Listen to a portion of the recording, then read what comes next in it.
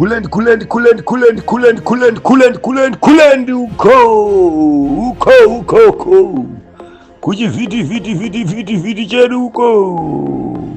Right, muri Zimbabwe zvatanga paita chiprofita panapa varume vatsamwa vakomana zviprofita zvaakunhongwa ka ukaona wakunhongerwa type zviprofita zvakadai suka chibvoza kuti inenge yasvika nguva yaya hanzi mene tekelei ufasten yeye hanzi nguva yako inenge yakwana zvanzi kune hondo iri kuda kuitika. Ndoda kuti muzvinzwire pane profesi iyi iri kutaurwa panapa iyi kozi zvinhu zvekuti tango zvisiviswa zvakanzi ngazvisvike kune mhuri yeZimbabwe nekuti zvichaitika. Inini zvangu deep down ndochatsozviunderstanda kuti kune vamwe vanhu vatinoziva kuti vakazvitaura zvinhu izvi hazviwanzopodza. Saka zvinonzi umwe akaudzwa hondo nemurwere wepfungwa akamushora akati pedzisai ikoko ngatifanira kuteerera tichinzwa kuti chii chiri kutaurika panapa totazokondinya tichionesana zvimwe zviri kuitika izvezvi. Ichabvira hondo pamushapa kune nyaya yasumuka yehondo ichatosumukazve.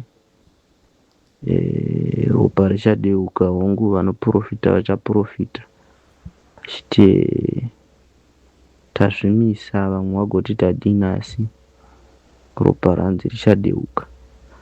Asi munhu achaimisa hondo ndivo vachiwenga, ndivo vachaimisa. Tanzi tizvireve izvozvo. Chechipiri ndaona vanhu vavhota ruviri. Rwetatu ndaona mukomana anonzi neno ndo vanoti Makumirere, vanoti Honorable Makumire.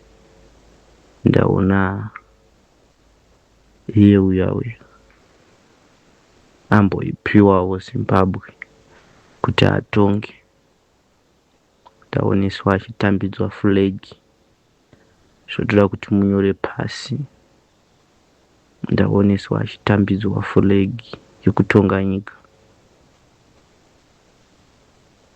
Saka tanzi tireve izvozvo chete, hatina kunzi tireve zvakawanda, tienda kumberi. Ndatenda. Pakaipa mazvinzwira. Meanwhile, a controversial directive has emerged from the Joan V of Africa International Church, where leader Endbai Makururu openly pushed congregants to back constitutional amendment bill number 3, raising concern about the growing entanglement of religious platforms with political agendas. The call was made during the church's restoration and go back to sender conference held in Masvingo over the weekend, where thousands gathered for what was billed as a spiritual event but increasingly took on political tone. The final Sunday service drew large crowds, many of whom were seen waving placards endorsing CAP 3 and chanting slogans aligned with the proposed amendment and constitutional changes. Observers noted that the atmosphere resembled a political rally more than a religious gathering, with coordinated messaging such as CAP 3, which 2030 J5 in full support, donating the event, suggesting a carefully orchestrated campaign rather than spontaneous expressions of faith. Addressing the congregants, Archbishop Makururu left little room for dissent, urging members to align themselves with the bill. This bill is for the good of the nation, as it was prophesied long ago by the Holy Spirit. It was meant to bring order, progress, and continuity in our country, he said. He went further to frame support for the legislation as a moral obligation, stating, as a church, we support initiatives that promote peace, unity, and development, and this one such measure, we must stand together as Zimbabweans and support what is good for our country. This is a time to move forward with one vision. Critics argue that such statements risk blunting the line between spiritual guidance and political mobilization, particularly when delivered in a setting where congregants may feel pressured to confirm. The Archbishop also attempted to justify the proposed changes as necessary for national progress, saying development comes when there is a stability and clear direction. The bill seeks to consolidate citizen. We have a duty to support national programs that uplift communities. He concluded by urging discipline and unity within the church, reinforcing the expectation that members fall in the line. However, the event has sparked debate over whether religious institutions should be used to advance contested political reforms, with some warning that such endorsement could undermine independent civic discourse.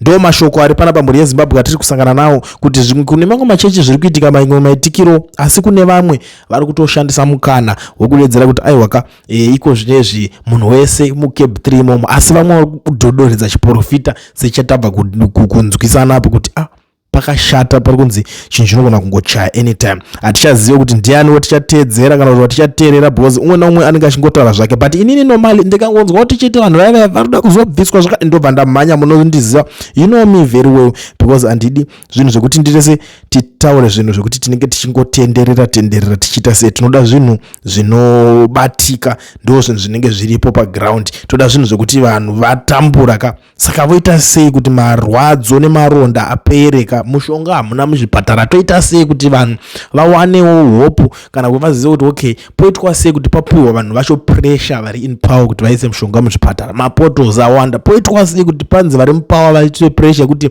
Chigredam road ngadzigadzirwe, nyika yese inyatsoita kunge construction site. Ndo zvatinenge tichingoda kuti zvirambe zvakaita se zvirambe zvichinaka day by day, that's all. But iko zvinezvi zvamuchazoitawo neinformation izvazvenyu, tiri kuti mamwe machechi vari kutomanikidza kuti aiwa ngatite kuita zvebill, asi vamwe vari kudonedza zviprofita zvehondo. What's your take on that? Iwe uri kuside ko chechi ipi? Ngationesai nei comment section, takatovhura izvezvi.